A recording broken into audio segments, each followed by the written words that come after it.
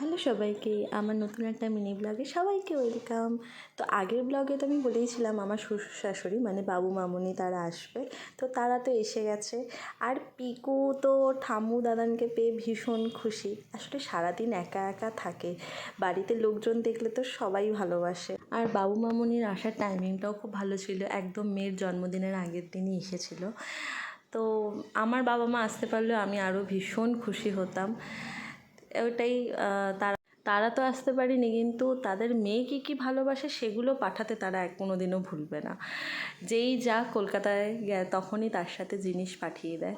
এইদিকে আমার বোন মানে বুবু, ও নিজের পকেট মানি থেকে পুপুর জন্য বার্থডেতে চকলেট গিফট প্যাক করে পাঠিয়েছে, এত কিউট।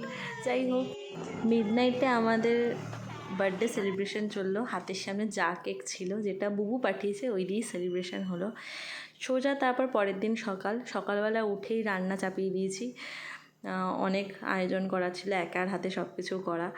তো এটাই আজকের মতো এখানেই, আবার নেক্সট ব্লগে বাকিটা সব বলবো। টাটা।